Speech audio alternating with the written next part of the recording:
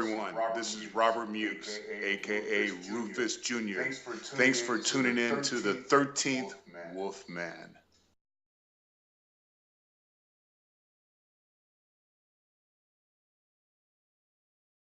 Hey everybody, it's 13th Wolfman here. You know who I have with me today? Genoveva. Genoveva Rossi is back for our third time, first guest and now third time guest, and Robert Mukes.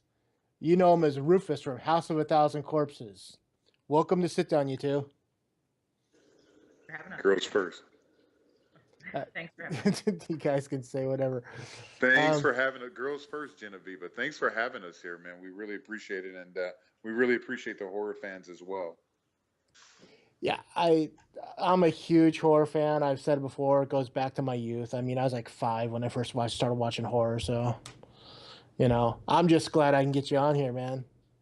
Appreciate being here. I want to ask you, you know, Robert, before you became an actor, you wanted to be a pro wrestler. Yeah, I did pro wrestling for just a little while. I like 6 months worth of training for that. And then I broke my thumb actually.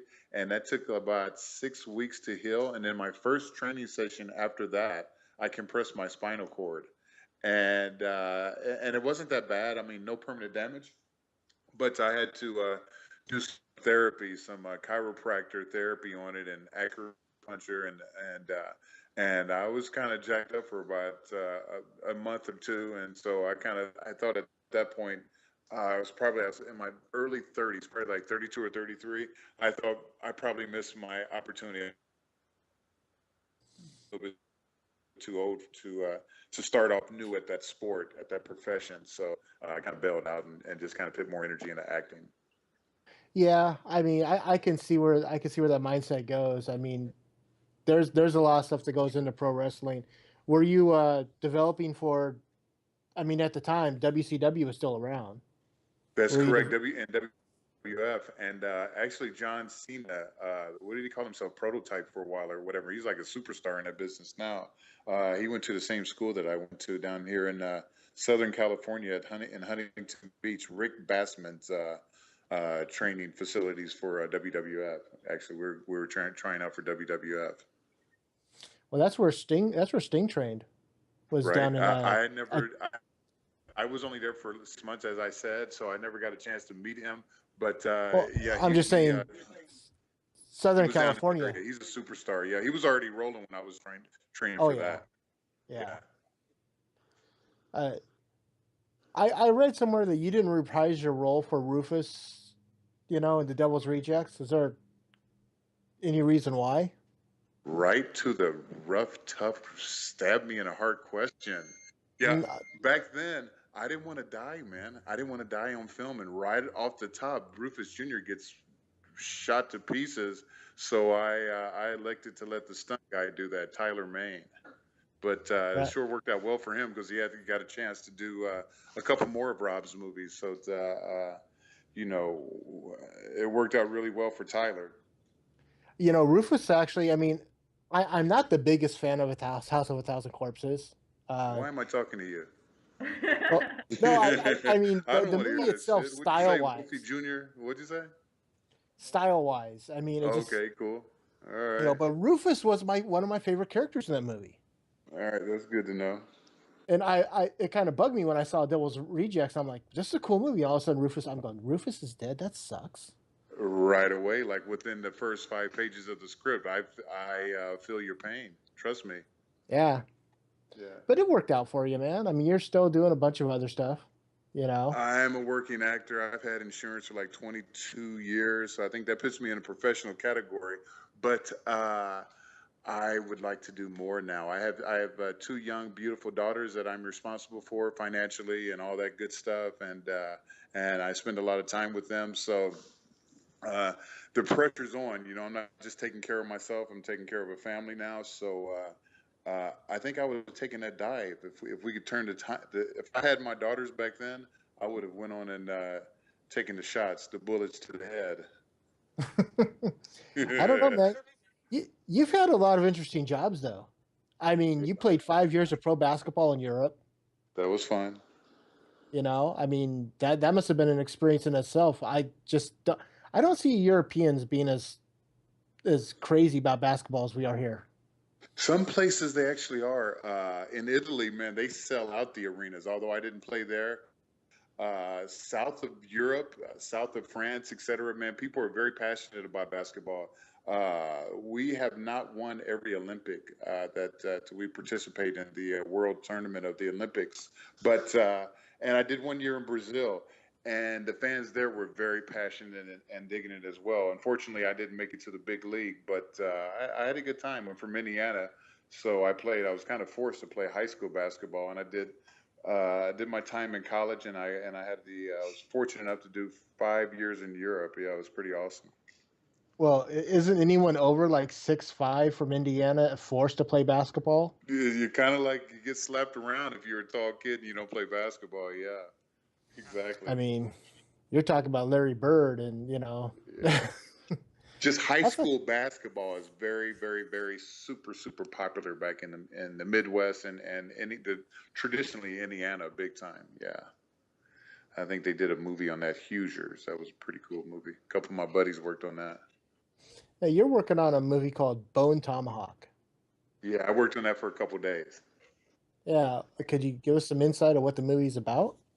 As it says on the internet, I only did 2 days, Oh, so I didn't get the whole script. But so I was like in this little fight scene or whatever, and actually I get shot. But it's kind of it's a western, and it's got a horror twist to it. So that's an interesting concept. So hopefully that movie does well.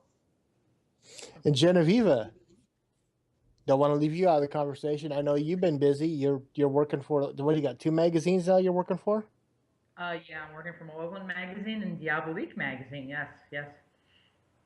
and of course I mean, you spent some time up in Canada. I mean, the thing I want you to talk about is what was it like, hanging out with Herschel Gordon Lewis? Well, he's a very intense guy. He's a very intelligent guy. He was an English major. He was an English professor. He wrote all these books on marketing and finance. So he's someone that's really, like pretty much like a financial kind of genius, and decided to put his powers towards making these B-rated films and really discovering and pioneering the gore splatter genre. So it was really a fulfillment of a dream to work on Herschel Gordon Lewis's Blood Mania. I'm truly honored to work with him and James Sato and all the other people. It was fantastic. Yeah, I'm looking forward to that coming out. I want to see what that's going to be like. It's premiering, I know, the trailer at the Calgary Comic-Con coming up, which I think is one of the largest conventions in the country, if not the world. It's actually in Canada and North America, if not the world. So I think good things and big things will be happening for Herschel Gordon Lewis's Blood Mania. Yeah. Congratulations. Thank you. Thank you very much. Well, along with that, you were also up in Canada shooting some other stuff. Can you talk about any of that? Some of that was some short kind of film stuff actually related to Herschel Gordon Lewis and some kind of promotional stuff and short films that we were working on. So nothing I'm allowed to discuss. They've been very tight-lipped about what I'm allowed to say. I can't disclose my scenes, anything about the plot. I don't know. I think James might sue me if I say anything, so I'm not going. You better shut your mouth. I did sign a non-disclosure agreement, so I can't really go into too much detail. No, that's fine. I have to ask. Oh yeah, no problem. I don't blame you for asking, but I can't tell you. You'll have Yeah, to see the teaser trailer, and you'll have to, read about it online, and just wait for it like everyone else. that's fine. I could do that. I'm Okay. patient. So there's So, nothing been released online about the scenes or anything then? It's just this is going to be at the James, director's discretion when he's going to release that, correct? yeah, he just doesn't want us to say anything about the film or our scenes or really anything involved with it. That's cool. That's cool. Even when I did my article for Malevolent Magazine discussing it, James told me specifically what pictures I was allowed to use and what pictures I was not allowed to use. Nice. He has full control over, James Sato is our producer, and he has full control over what information will be leaked or not leaked. And it's up to his discretion, and of course, Herschel Gordon Lewis's discretion. This is their project, and I have to adhere to their rules. So. That's oh totally yeah, understandable. no, Yep. that's fine. Yep. You working on anything else besides? I mean, you worked on Blood Mania. You've done some. You work for the magazines, but have you got any other movies? That you're coming up or that? It's these, what was it? Scream Queen Campfire. I'll be shooting soon. I just got cast in that. That'll be pretty exciting. I know Chanel Rhimes in that. I'm looking forward to working with her. I met her at Bizarre AC a few months ago. She's a really nice girl. Jonathan Moody is our director, I think, on that. And it's going to be a collection of kind of like shorts. I'm going to be playing an evil witch. Looking forward to filming that out in Virginia soon. Also finishing up Bite School with James Balsamo, and that should be released hopefully pretty soon. I'm going to be working on a series called New Jersey Gothic, filmed right here in New Jersey, that my friend Christian Chase is working on. And I just got cast in that. I've been cast in a whole bunch of other projects that are coming up. So I think this is actually going to be a pretty huge year. Yeah, especially working with Chanel Ryan. I just saw her in. We had Billy Pon on last week, Awesome. and she's in Circus of the Dead. Oh, absolutely. Very nice girl. I loved meeting her at Bizarre AC. I gave her a tarot card reading actually while I was there. We were both on the cover of Malevolent magazine in June, which is how I first met her. And then I met her in the flesh a little while later when we were both guests. So, yeah, very nice. I love her. She's a great lady. Yeah, she seems like it. Yeah, absolutely. So, Robert, Yes, sir. can you tell me how you got the job for House of a Thousand Corpses? Sure. Just like I think out of let's see, I've got 35 credits on IMDb, but I've probably done twice the amount of commercials that are listed on that. So out of about 120 roles that I've played, I've only had like maybe 5 or 10 at most where they were kind of given to me without auditioning. So House of a Thousand Corpses was like 90% of the roles that I booked. I went to the audition for it, and I performed. And like a month later, I got a call that I booked it, and so I was pleasantly surprised. But actually, back then, I was getting more auditions because I would audition for sports stuff, sports commercials. Now I'm not. Now I'm more of a bad guy, and I was auditioning for bad guys too, prisoners and truck drivers or whatever. And so back then, when I was doing the sports stuff as well, I was getting like maybe 3 or 4 auditions a day. So when my guy Sid Levine calls me and told me that I booked House of a Thousand Corpses, I was like, what was that? You auditioned for it last month. It's going to be a Universal Studios movie. So I was like, oh yeah, that's right. I think Rob Zombie's directing that. So that's kind of how I got it, brother. Just a regular audition, and I stumbled around like I was drunk, and they had me holler Otis, Otis, Otis a few times, and I guess I had to look for the character, and Rob picked me. Fortunately, I'm really happy that I got a chance to play in that movie that you don't like. I just don't. I don't care for the styling of it. I'm kidding, bro. I'm only kidding. Yeah, I know. It's all good. It's not for everyone. A lot of people love it, and a lot of people don't quite get it, or it's not their style of movies. Like maybe you probably don't like Clockwork Orange either. It's okay. I mean, I do see a lot of people that love that movie, and it's one of those movies where I'm like, I've seen it like quite a few times, but it's one of those movies I go back to go, maybe I'm missing something. you know what helped me?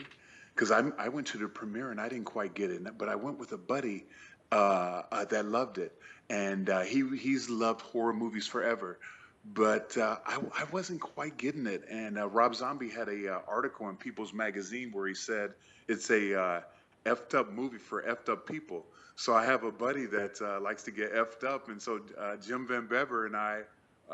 Jim Van Bieber. Okay, that's my brother, man. And so him and I went and got fucked up, right? We had we probably split a half a pint or a pint of Jack Daniels and a couple beers. We rode into the movies, man, and I was freaking cheering for it.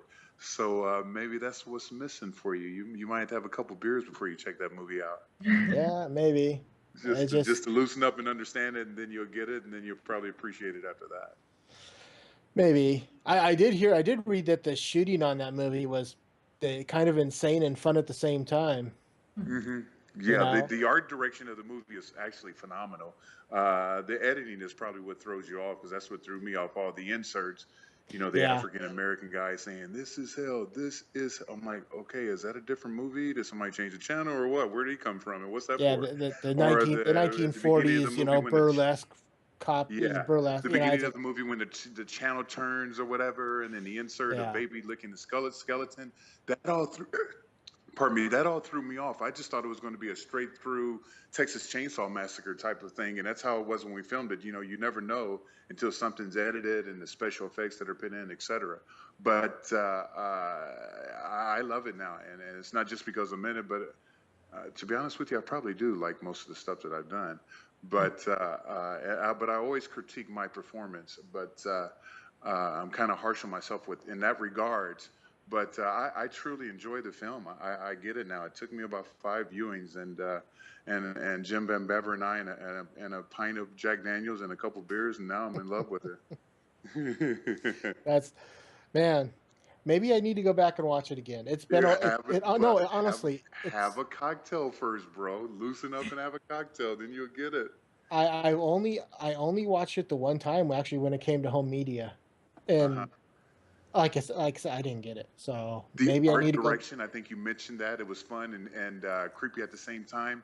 Bill Moseley wearing the sheriff's skin, and baby chasing the bunny down and stabbing it, and etc. Yes, I There's like all that blood all stuff. over Karen Black running around dancing and singing and shit or whatever. Yeah, It was, and then the phenomenal actors on it. Sid Haig, he's a stud. Bill's done all kinds of stuff. He's a very intelligent actor, oh and yeah, some of our victims are very popular as well. So it was a very talented cast.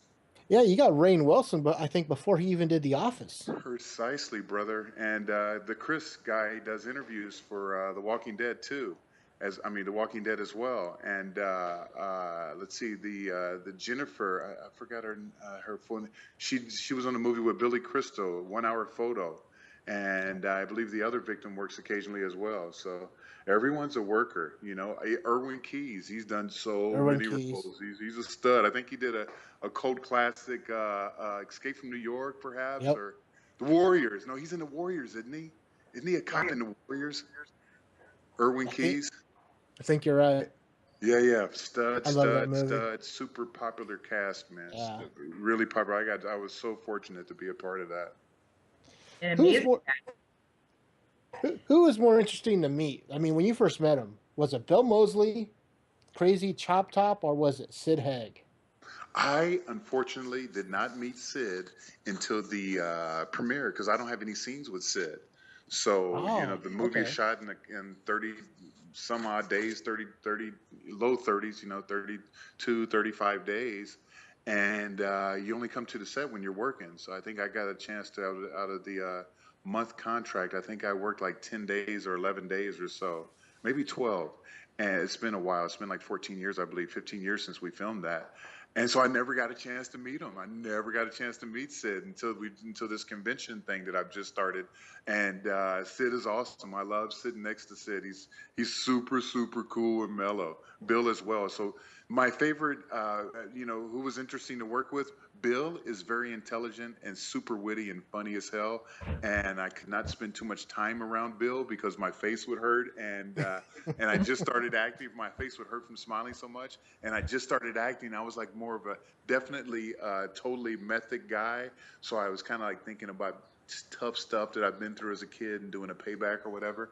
And Karen Black, man, she was a treat to hang around. She's just beautiful, beautiful, awesome, talented woman. And it was good to work with her as well. I love And Karen Black. everything was wonderful. It was Universal Studios movie. I thought I was going to be a movie star after I shot that. I'm a big Black fan too. Say it again. I love Karen Black. I'm a big Oh fan. yeah. Such a cool classic lady. A very good performer. I think she won an Oscar too, didn't she? Or she got nominated for an She got Oscar. nominated. I don't know if she earlier ever won days. one. Yeah, maybe nominated. Yeah, which is just fine. It's more than most, right? Yeah, no doubt. Yeah. So, God, you've done a great deal of stuff. After that movie, what do you think was the most interesting or the hardest job since then to do? Let's see. So being a big guy and a tough guy, and doing commercial work and stuff, some of the stunt stuff that I've done. There was a football commercial, and I never played football. I played basketball, so I don't really know how to like tense my body up and all that stuff. I was, basketball, somebody bumps against you a little bit too hard, and that's a foul. Football, man, they're trying to freaking tackle your helmet off. So, so I had this play where I had to dive for the ball in the mud, and a guy on the opposite team, and both of us were diving for the ball, and it was in the middle of the night. It was about 45 degrees in the fall, and we were near the ocean, so it was misty and cold, and we're just wearing our football gear, and I didn't have any Under Armour at that time. That was a tough day.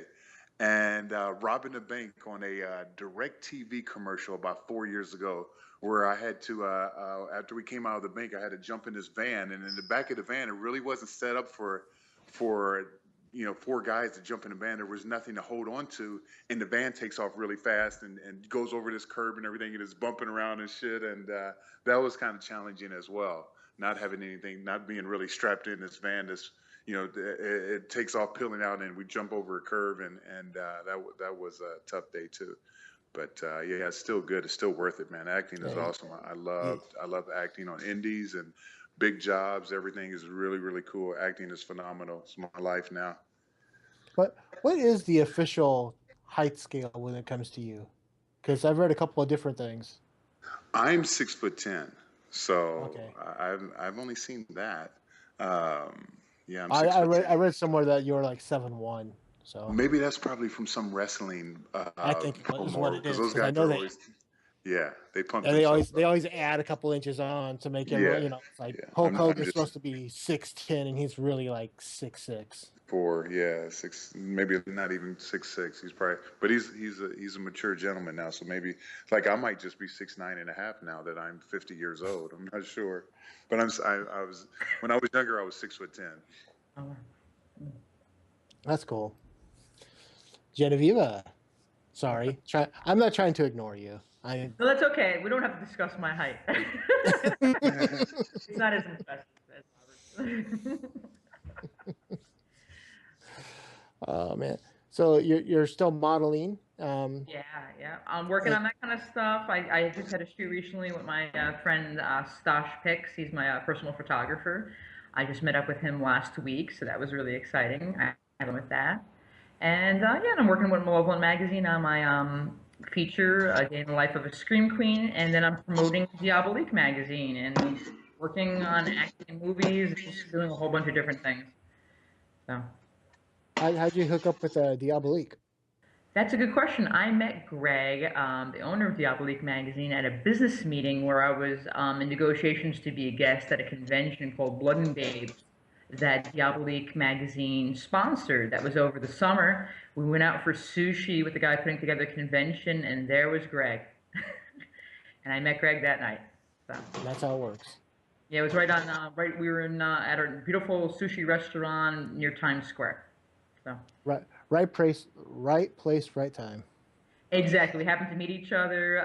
Greg thought I was an ambitious and intelligent person, and then we kind of connected, and we've been hanging out and talking and working with Diabolique since then. And the film I did in Canada is a division of Diabolique Magazine, which is Diabolique Films, which is run by Senior VP James Sato, who produces these films. And he decided to put Herschel Gordon-Lewis to direct the first films that Diabolique Magazine would be putting together through their division, Diabolique Films. So it's all interconnected. And of course, I mean, we have to say you also do the tarot card thing.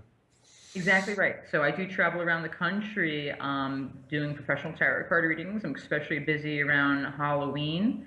I do parties all over the place. This past year, I did one for autism, where I was a tarot card reader at a beautiful country club in Staten Island for a very special event.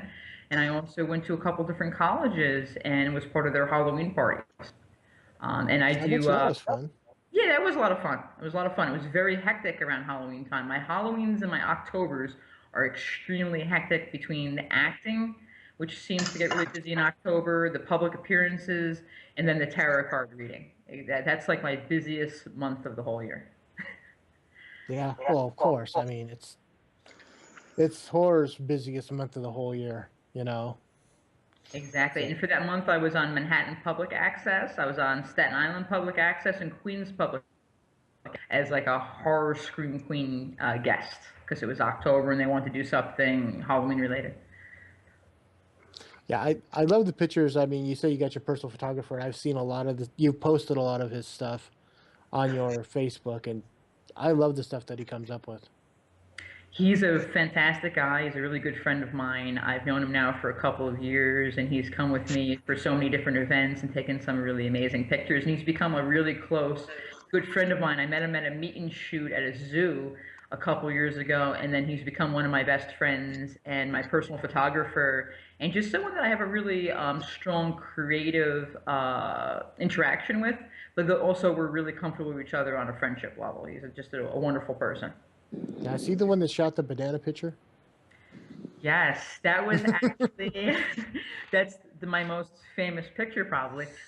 It was actually it was for the Yellow Ape. I was the Yellow Ape girl for the month for Yellow Ape Productions, which is run by Jim Haggerty, and we had to do shoot with me wearing yellow, and it had to be ape or monkey related. I didn't have an ape or a monkey to bring with me that day, so I bought a hand of bananas on my way to the shoot.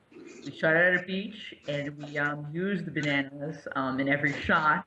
And that one particular picture has become the most popular of me holding the banana in a slightly interesting way, perhaps. Yeah, I've seen that one get tossed around Facebook quite a bit. It's my top seller when I do conventions. I know James Sato in Canada has one. I know my friend Brad Laurie in Vancouver has a copy of that one signed. A lot of people, a lot of my friends and fans own that picture signed. It's either that or the ones with you in the orange bikini. Oh yeah, those are fun ones too. Those Stosh as well. You like those? Yeah, yeah. Yeah. Yeah, red's my favorite color actually. It's like an orangey red kind of bikini. But yeah, I love red. Okay. Well, comes off a little bit orange in the pictures, but okay. Sorry about that. No problem. Sorry, Did we yeah. ask Robert what his very first acting gig was? Okay.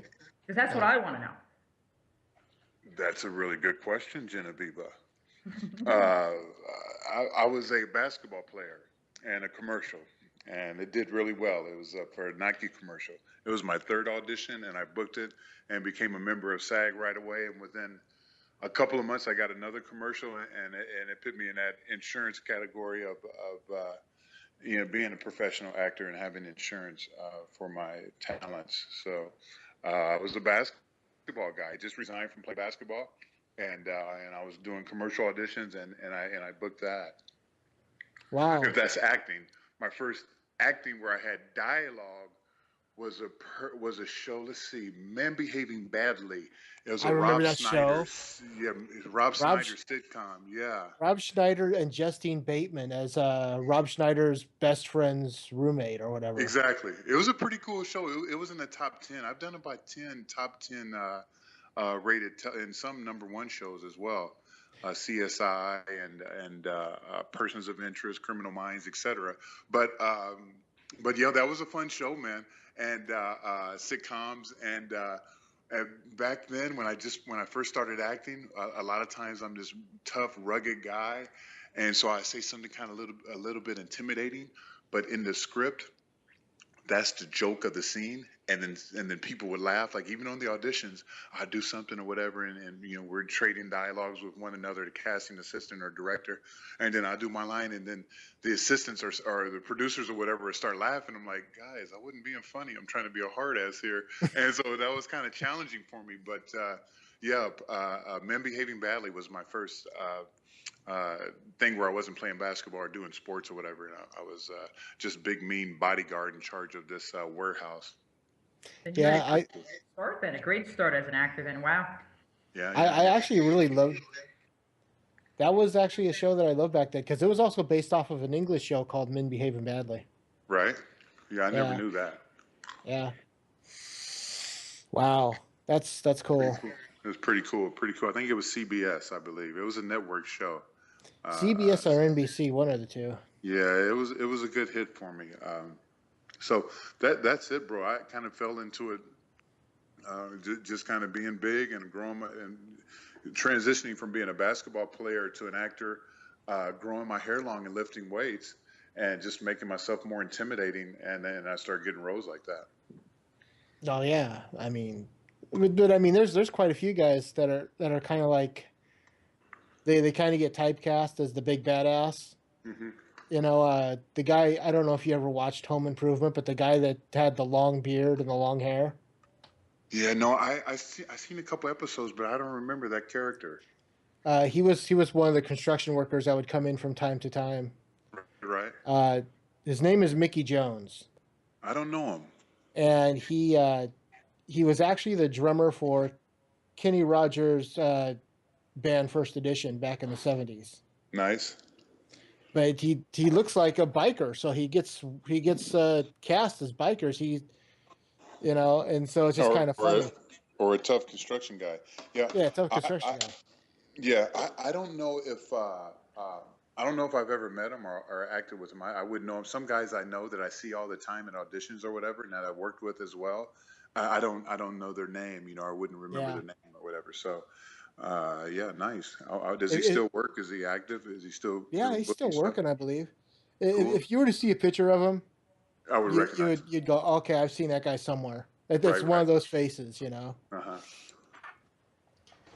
Doing conventions, I mean, you're bound to run into former castmates. Does it all come rushing? Does it all come rushing back when you see them? Like, all of a sudden, you're just like, oh, I remember doing this with you. Yeah, I've Bill and I and Sid, we've done about. I just started, and those guys are like totally pros at it. They've been doing it the whole time.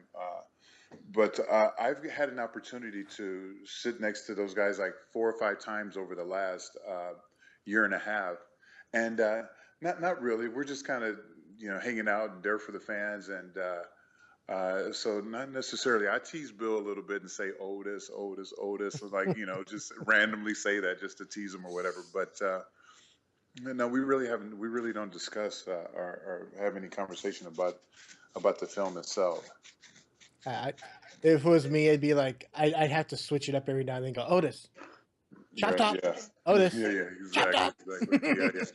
I need to check that out. Everybody talks about it, and people love his performance in that. And he signs a decent amount of autographs for that movie, and I haven't seen it. I heard he was really quirky and weird, and the pictures look pretty awesome. I guess he's scratching on his scalp and is half still, and he's eating the flesh off of his head or something like that. Yeah. If you remember the first movie, Texas Chainsaw Massacre, of course, man. That was one of my favorite horror films ever. It's an awesome film. So while his family is doing what they're doing in Texas, he's over in Vietnam. This is the way I heard it from, Toby. I read something Toby Hooper said, but he is over in Vietnam, and he took a fragment to the head or something like that, so they replaced part of his skull with a metal. Awesome. But it itches. Right. I've got to see that. So he's got this coat hanger and this lighter to sterilize it. He just constantly scratches at it. Wonderful. That's wonderful, man. I bet Bill destroyed it as well. Yeah. Oh, dude, it's probably one of his. I mean, I would say next to Otis, it's probably his most recognizable. Right. I've got to see that film. Typically, I'm not a sequel part 2 type of guy. The original ones, it's hard to to outdo the original. The Halloweens, etc. I just like the first one, Friday the 13th, all that. I just like the original one, bro. And so when I was younger, I never even checked out the second one to follow up. So with you kind of missed out with Friday the 13th, because in the first movie it was the mother that killed everybody. Right. So you never got on board with Jason. Now you gave it away for him. No, actually, I think I started off with this. I don't think the first one was super popular, was it? Did it go mainstream? Yeah, it went mainstream. Yeah, I was very young when that one came out. So 1980. I probably did see the second or third one by accident, thinking that was the first one. But what year was that? Like mid 70s? I Oh was no, probably like Friday the 13th came out in 1980. the first one. Yeah, first Yeah, one. so I was 15 years old. I didn't get a chance to. I didn't see that one. I may have saw the second one. I was 13 years old and I saw it in the drive-in. Yeah, right. The drive-ins were awesome. You could Your parents were have a okay good with you could have a good time with your girlfriend at the drive-in. Yeah, I was 13. I wasn't driving, so. The good old days, huh? But yeah, I just I see that you guys are that a big part of the Firefly family is coming to Crypticon in Seattle. I haven't been invited to that party yet. Dude, you're on the you're yeah, you have. Well, Okay, they that's have. wonderful. I must have missed that email because I didn't Yep. think those guys responded back to. Well, thanks for the info. I got to follow up on that. Well, I've got so go. many booked. I'm submitting myself, and I've taken pictures from the cons where I have a line, and I put them on a Flickr account. And it seems like I book a show every other week or every third week. I just booked the show to go somewhere in Minnesota today. I got to make sure everything is clean on that. And I'm on hold to go to Spooky Empire. I think that's supposed to be the biggest horror show in America. 40,000 fans in their Oh my October God. show. So they have a show in May, and then after that, I get to revisit the conversation with the guy that runs that.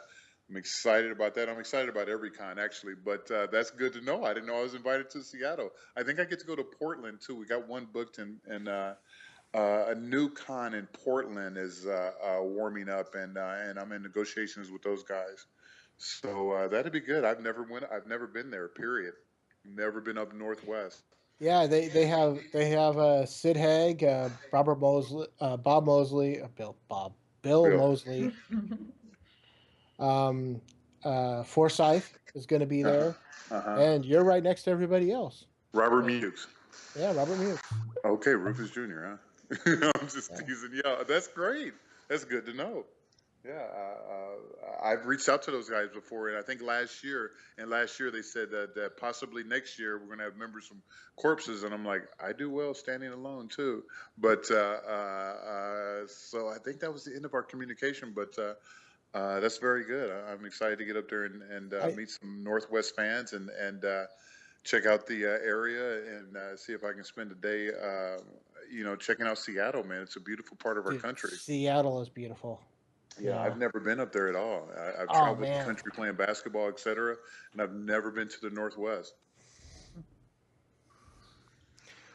Well, that's a shame. You need to visit here at least once. I will. I'm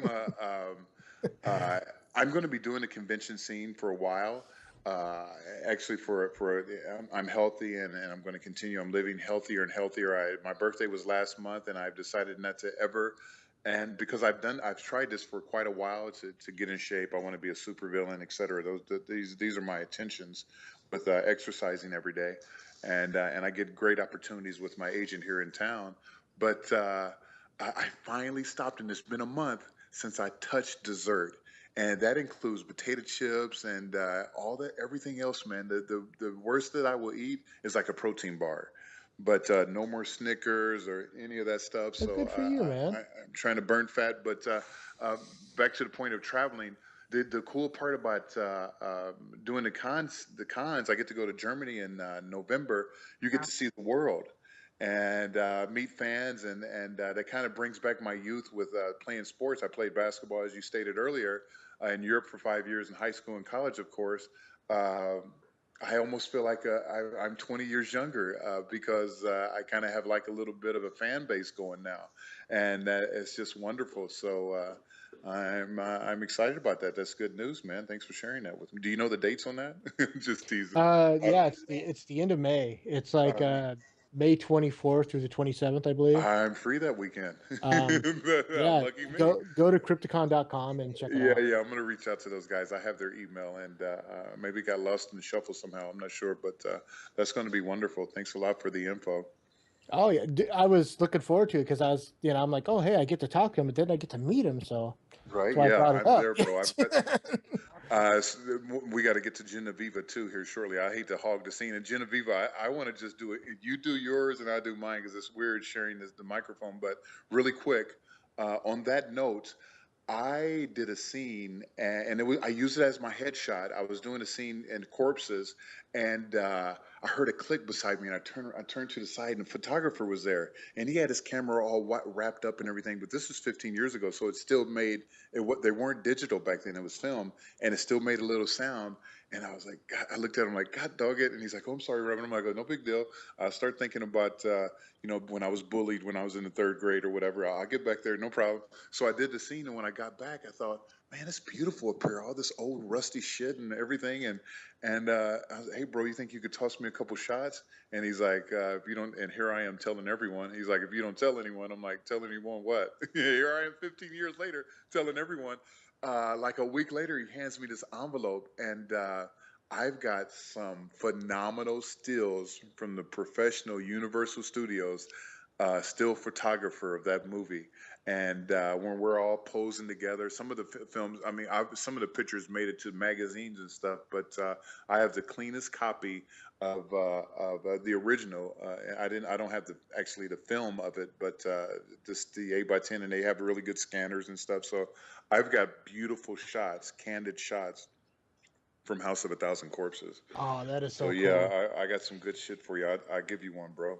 All right, sounds good, man. This looks like we're gonna have to. We got to go to the live show, so Okay. I'm gonna have to wrap this up here. Thanks for the interview. Oh, no problem. Thanks for being here, man. Have a So cocktail, where can watch that movie, and never tell anyone you don't like their movie again, bro. I was kind of butthurt a little bit when you said that. Go ahead. Oh, man, I'm Why'd gonna you be. invite me to this party, Genevieve? Well, shit, I don't want to talk to this dude. I didn't know. Yeah, shit, well, let's do it. Let's check and make sure they like the movie before I'm fit on stage here. I just assumed. I couldn't imagine anyone not liking it. This is Okay, not the so party for me. Go ahead, brother. What were you gonna yeah, say? yeah, yeah. So this is gonna be it, man. Every time I talk to you now, you're just gonna be busting the chops for that. But yeah, so where can people find you on the social media, Robert? I've got everyone. I basically, even my grandmother, best bless her, so has a Facebook account. But I have a website, robertmukes.com, and there's links to all my social media stuff and my Flickr account, et cetera. And then there's like a demo reel that needs to be tuned up. It's dated. It's like 4 years old, and I've done some pretty popular shows since then and a couple of movies. And that I have the footage of, but robertmukes.com, brother, and there's an email address on there as well. All right, Genoveva. Genoveva Rossi. Look for me in Hunters this coming year. Herschel Gordon Lewis's Blood Mania. And look for me online. Genoveva Rossi. Genoveva Rossi. Rossi. All right. I want to thank you both for coming on. I enjoyed this. I tried to do as best I can with both people. Sorry if it didn't work out as well as I think it did. It came out. It's good. With that, I'm the 13th Wolfman, and I'm on the prowl. Thank you, brother. Ow! Nice.